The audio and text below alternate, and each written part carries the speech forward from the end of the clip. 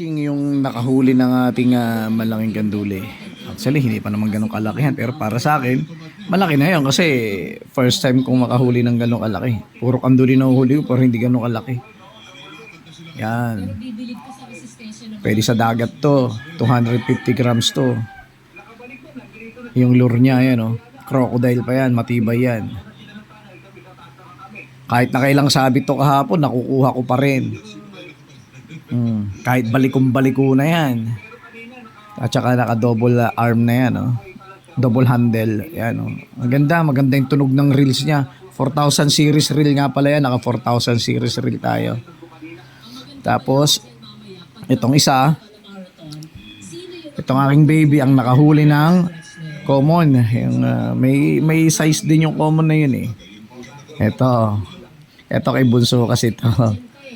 Ayan, nakahuli to ng common. 1,000 series rin lang ang meron yan.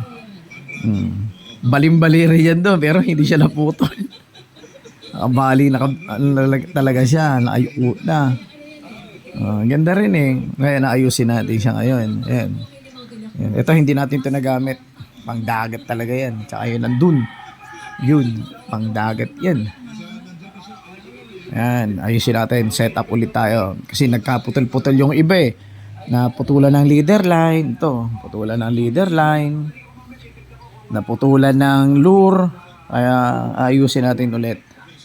Baka bukas, mag-fishing naman ako sa Kanyupan. Pero ito dadaling ko. Ito, at saka ewan ko, may malaki ron. Kung may malaki, dalhin ko silang dalawa.